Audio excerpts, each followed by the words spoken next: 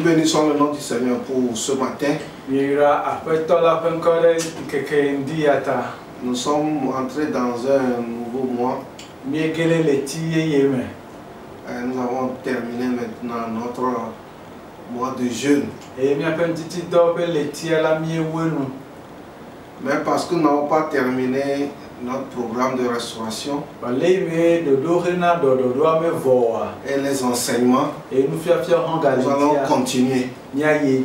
Sans plus tarder, nous allons prier d'abord. Seigneur Tout-Puissant, nous voulons te bénir, nous voulons t'exalter. Nous voulons te célébrer pour tout ce que tu fais. Merci pour les grands témoignages. Merci pour la manifestation de ta puissante main durant le mois d'octobre.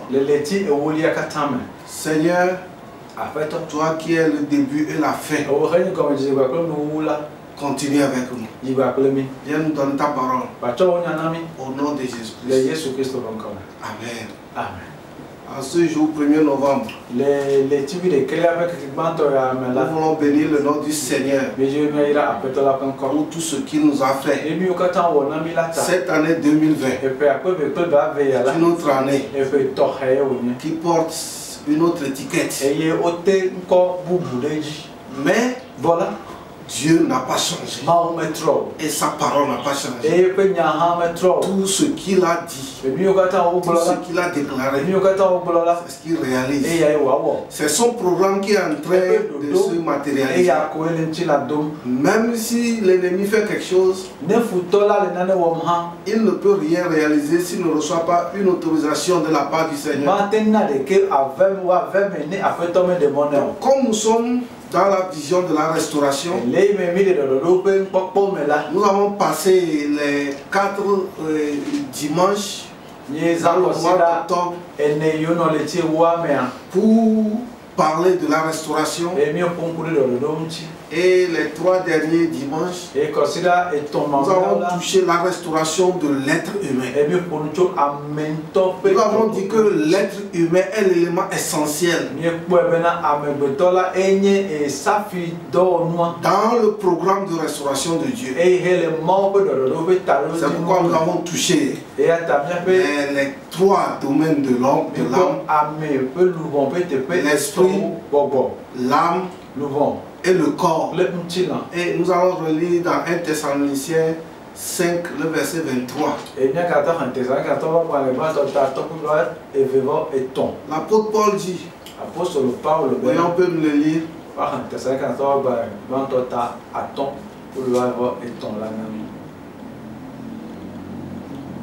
Thessaloniciens 5, verset 23. Verset 23 plutôt.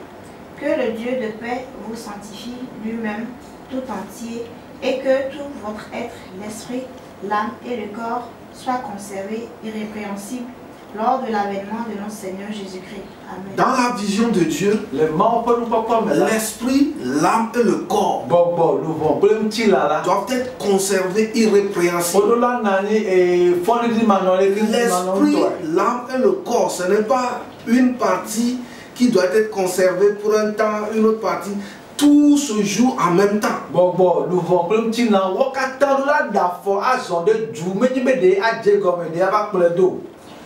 Et nous avons vu dans Ephésiens 6, Ephésiens 5 plutôt, que Jésus viendra prendre une église sans tache ni ride. Le verset 7, 27. Ephésiens 5, verset 27. Afin de faire paraître devant lui cette église glorieuse, sans tache, ni ride, ni rien de semblable, mais sainte et irrépréhensible. Une église glorieuse. Et si nous parlons d'une église glorieuse, nous disons que l'esprit de cette église, c'est-à-dire l'esprit des fidèles de cette église, l'âme des fidèles de cette église, et le corps des fidèles de cette église doit être sans tache ni ride. Et Dieu veut restaurer l'homme. Et nous avons touché ces 3 parties: l'esprit, l'âme et le corps. Aujourd'hui, nous allons entrer plus loin. Dans la vision de restauration, nous devons connaître l'image du restaurateur. Parce que c'est le restaurateur celui que nous devons ressembler dans la restauration, c'est lui qui sera l'image de notre rêve.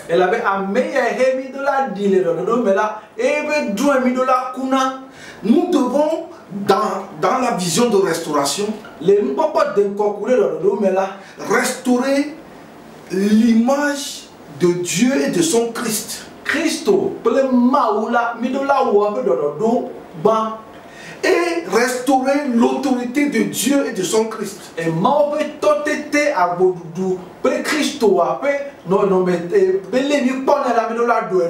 Mais en notre parenthèse, ça dit notre vision dans la restauration, la vision c'est Christ.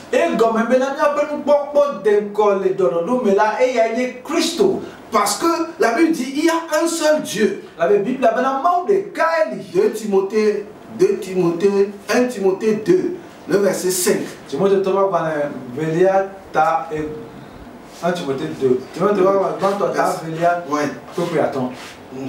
Timothée 2, verset 5.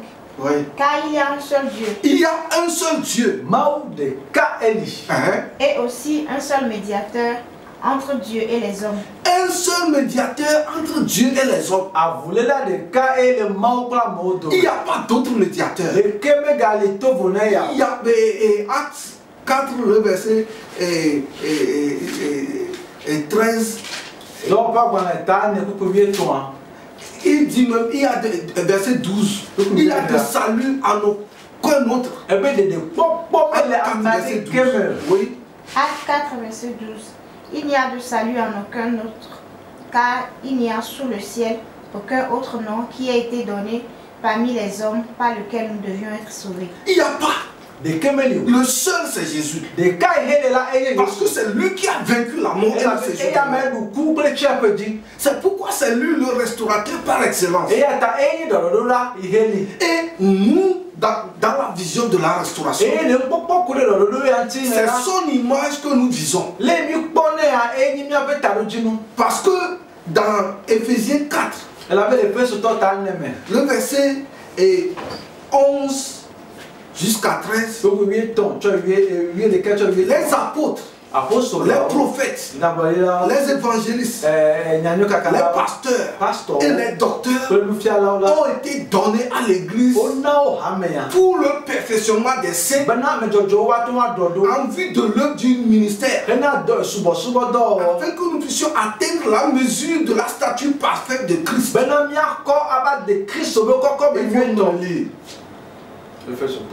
Éphésiens 4, verset 11 à 13.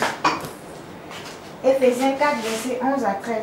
Et il a donné les uns comme apôtres, les autres comme prophètes, les autres comme évangélistes, les autres comme pasteurs et docteurs, pour le perfectionnement des saints, en vue de l'œuvre du ministère et de l'édification du corps de Christ. Jusqu'à ce que nous soyons tous parvenus à l'unité de la foi et de la connaissance du Fils de Dieu, à l'état d'homme fait, à la mesure de la stature parfaite de Christ. À la mesure de la stature parfaite de Christ. Donc, dans la restauration, nous ne parlons pas de restaurer quelqu'un comme Moïse. Nous devons, ça dit Dieu veut nous restaurer comme Moïse. Bien comme Abraham. Non, la mesure c'est la stature parfaite de Christ.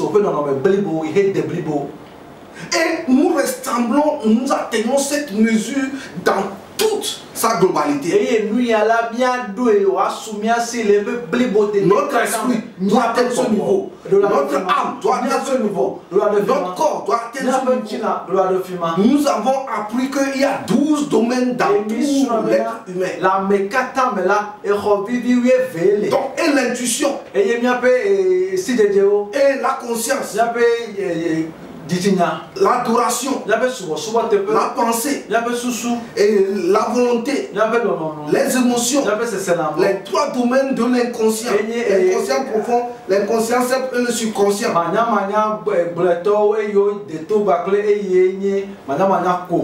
Le cerveau, les autres parties du corps et le domaine sexuel. Tous ces domaines doivent atteindre la mesure de la stature parfaite de Christ.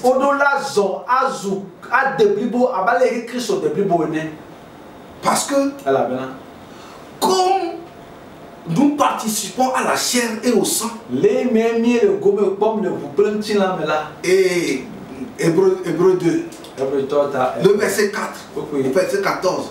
Jésus aussi a participé afin que par la mort, il détruise celui qui a la puissance de la mort, c'est-à-dire le diable. Hébreux 2, verset 14. Ainsi donc, puisque les enfants participent au sang et à la chair, il y a également participé lui-même, afin que par la mort, il anéantit celui qui a la puissance de la mort, c'est-à-dire le diable. Amen. C'est-à-dire, celui qui a la puissance de la mort, Jésus est parti l'anéantir. Et l'objectif, c'est que maintenant nous, qui sommes sauvés, nous soyons restaurés à son image. Si Jésus qui n'a pas connu de péché, il est devenu péché pour nous.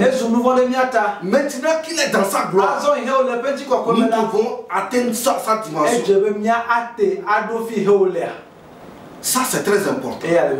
Mais là où je vais en venir aujourd'hui, c'est que dans la restauration, nous devons restaurer l'autorité de notre Dieu et de son Christ. Beaucoup ne connaissent pas qui le Dieu que nous servons. Exode 5. Le verset 1 et 2. Quand Moïse est parti chez Pharaon pour lui dire, l'Éternel a dit, laisse aller mon peuple qui me sert. Pharaon dit, qui est l'Éternel? Je ne le connais pas. Dieu veut se faire connaître. Oui, il faut lire. Exode 2. Verset 1, Exode 5, verset 1 à 2. Exode 5. Moïse et Aaron se rendirent, le premier verset. Premier jusqu'au deuxième. Moïse et Aaron se rendirent ensuite auprès de Pharaon et lui dirent, ainsi parle l'Éternel, le Dieu d'Israël, laisse aller mon peuple pour qu'il célèbre au désert une fête à mon honneur.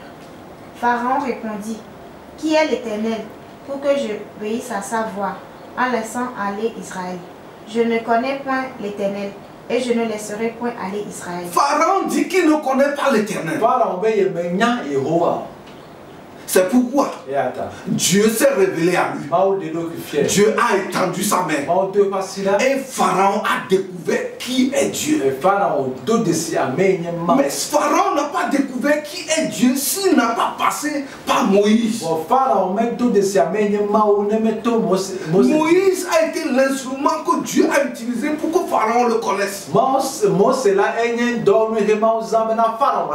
Daniel 3, le verset 15, quand Nebuchadnezzar a érigé sa statue et a demandé qu'on puisse l'adorer, et que Shadrach, Meshach et Abednego ne l'ont pas adoré, il a dit quelque chose. Oui. Daniel 3, verset 15. Amen. Maintenant, tenez-vous prêts. Et au moment où vous entendrez le son de la trompette, du chalumeau, de la guitare, de la sambuc, du psalterion, de la cornemuse et de toutes sortes d'instruments, vous vous prosternerez et vous adorerez la statue que j'ai faite. Si vous ne l'adorez pas, vous serez jeté à l'instant même au milieu d'une fournaise ardente. Et quel est le Dieu qui vous délivrera de ma main? Quel est le Dieu? Nebuchadnezzar croyait qu'il était le tout-puissant. L'argile oublie qu'il a été créé par un potier. Ou bien le vase oublie que c'est un potier qui l'a créé. C'est comme ça que Nebuchadnezzar dit: quel est le Dieu qui peut vous délivrer de mes mains? Les gens veulent connaître ce Dieu. Dieu veut imposer son autorité. Mais il ne peut jamais le faire sans nous. Lis verset 28 et le verset 29. Maintenant que ces enfants ont tenu ferme, écoutez ce que Nebuchadnezzar dit. Oui. Nebuchadnezzar prit la parole et dit: béni soit le Dieu de Shadrach, de Meshach et d'Abednego. Celui qu'il ne connaissait pas, il dit: qui est ce Dieu? Il dit: quel est le Dieu qui peut vous délivrer de mes mains? Aujourd'hui, il dit, relis encore. Nebuchadnezzar prit la parole et dit: béni soit le Dieu de Shadrach. Béni soit le Dieu de Shadrach. Le Dieu doit être notre Dieu. Jésus doit être notre Seigneur. Et nous devons restaurer son autorité. Aujourd'hui, il y a des gens qui se croient puissants. Il y a des gens qui pensent qu'ils peuvent décider et rien ne peut changer. Mais si nous les chrétiens, nous pouvons permettre que Dieu puisse nous restaurer et que nous puissions permettre que l'autorité de Dieu soit restaurée dans nos vies. Les gens vont faire la même confession. Il dit: béni soit le Dieu de Shadrach, le Dieu de Meshach et le Dieu d'Abednego, lequel a envoyé son ange et délivré ses serviteurs qui ont eu confiance en lui et qui ont violé l'ordre du roi et livré leur corps plutôt que de servir et d'adorer aucun autre Dieu que leur Dieu. Est-ce que vous comprenez?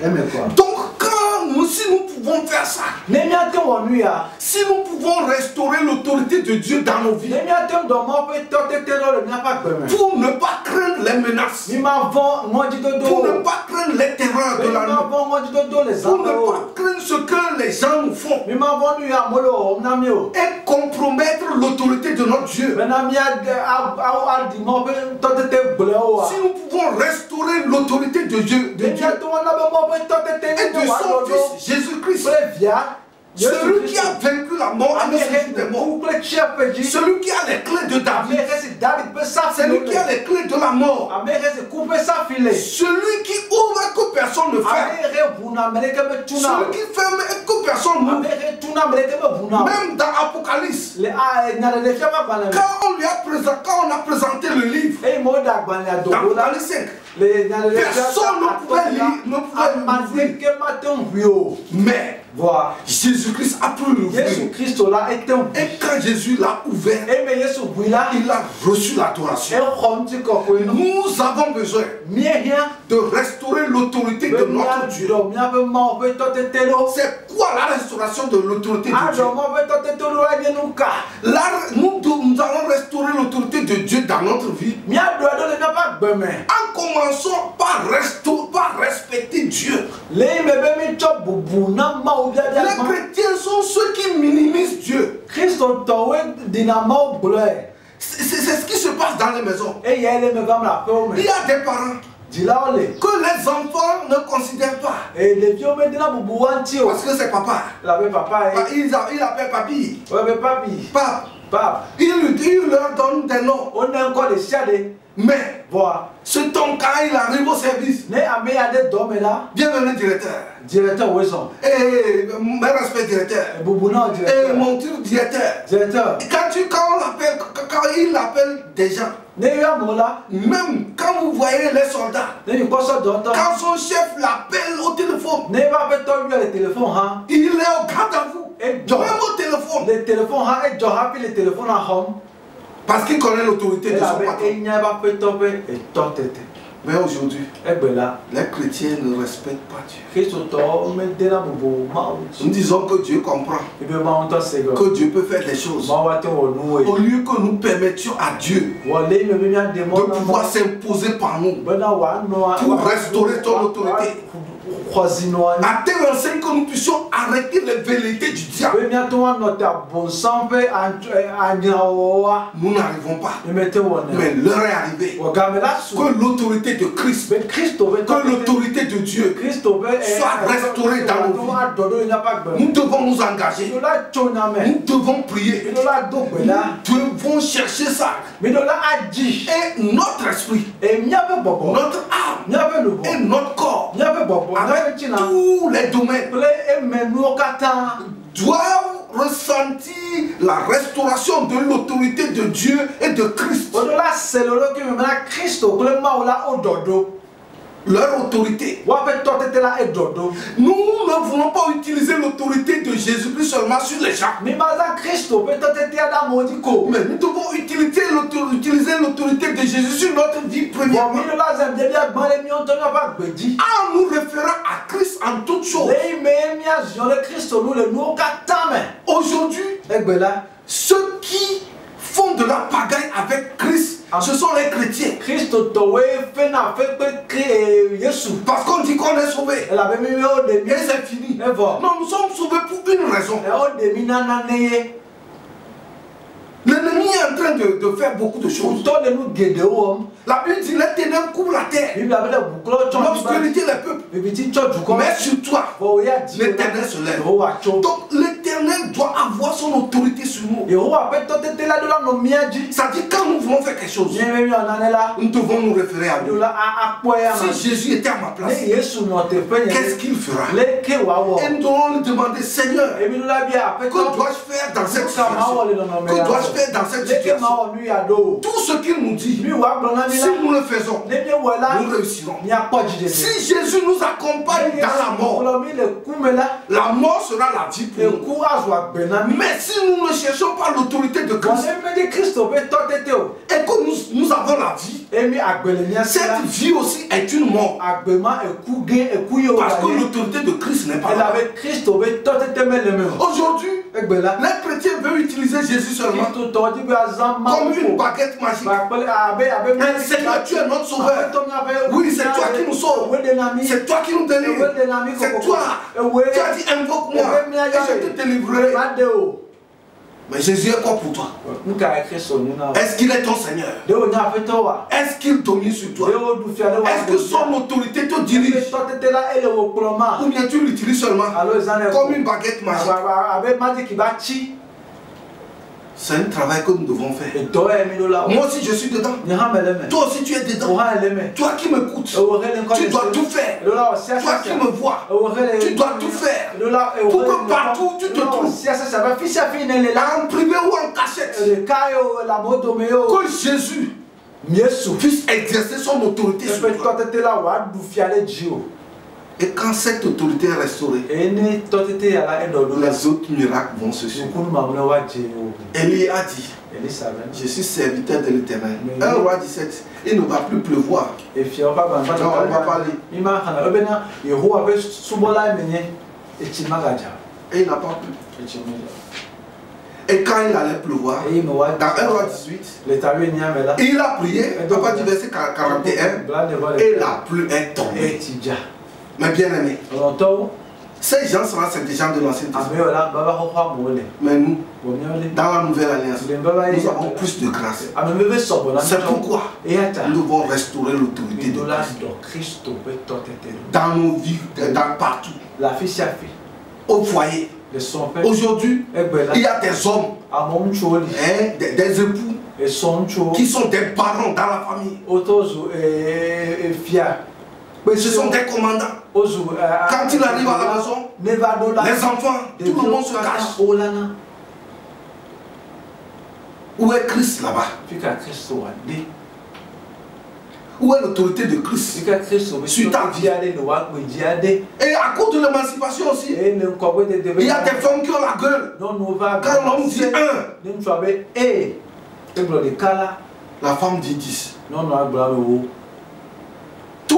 histoire du passé qu'elle connaît de son mari. Elle va arroser son mari avec cette grâce. Et dit, nous sommes dans la restauration. On t'a restauré comment? Dans nos services. Tout ce que tu fais. Dans ta gestion financière. Aujourd'hui, il n'y a pas de fidélité. À cause de cette pandémie, même les chrétiens n'arrivent pas à donner leur dîme. Christ a restauré ton autorité et l'autorité de Christ est où dans ta vie? Oh, nous sommes dans des périodes où Jésus doit ouvrir les grandes portes. Mais tant que tu n'es pas fidèle dans le moindre, pourquoi Dieu va-t-il te donner les grandes? Nous devons changer. Restaurer l'autorité de Christ. Restaurer l'autorité de Dieu dans nos vies. Et si nous restaurons l'autorité, maintenant nous repositionnons pour restaurer l'autorité dans nos nations. Restaurons l'autorité dans nos familles. Restaurons l'autorité dans nos services. Pour que les gens découvrent la personne que nous servons. Pharaon dit, qui est l'Éternel? Mais après il a su. Il a su. Nebuchadnezzar a dit, quel est le Dieu? Mais cet homme, c'est lui qui confesse maintenant qu'il bénit le Dieu de Shadrach, de Meshach et d'Abednego. Non seulement ça, après ça, l'orgueil est monté dans son cœur et il est parti manger de l'herbe pendant 7 ans. Aujourd'hui, nous ne sommes pas engagés pour que Dieu, pour que l'autorité de Dieu soit restaurée dans nos vies et que l'autorité de Dieu soit restaurée dans nos nations, soit restaurée dans nos familles, dans nos services. Tout le désordre qui se passe dans le monde, c'est parce que l'autorité de Dieu n'est pas restaurée. Premièrement dans son église. Et nous devons restaurer l'autorité de Dieu dans son église. L'autorité de Christ dans son église. Aucune église n'appartient à personne. C'est l'église de Dieu. Et nous devons diriger cette église selon la vision de Dieu. Non pas selon notre vision. Mais bien aimé, nous sommes maintenant entrés dans le 11e mois. Et cette année, toute cette année 2020, c'est comme une année perdue. Il y a beaucoup de choses qui ont été bloquées. Et si le Seigneur ne nous venait pas en aide, il y aura des crises. Et ce serait difficile de reconstruire. Mais notre Dieu n'a pas dit son dernier. Coronavirus n'est rien. Mais Jésus, il est éternel. Nous devons restaurer son autorité. Et par là, il interviendra. Que le Seigneur te bénisse.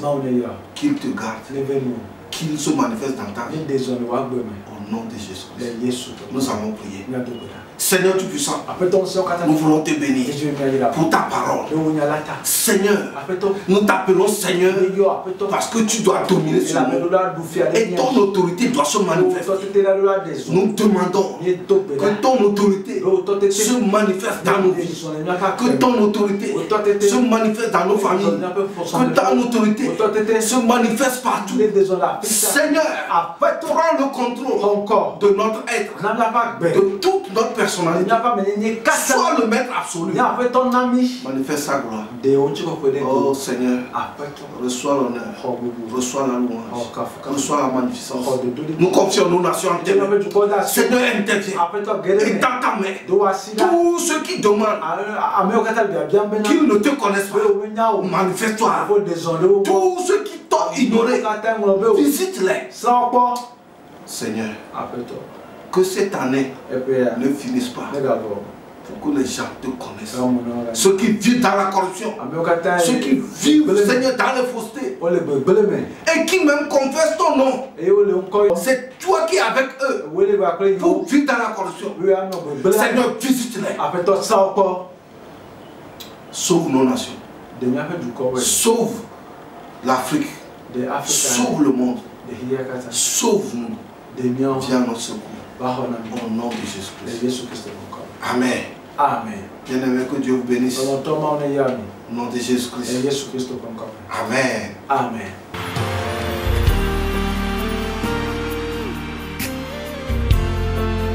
Thank you, Jesus.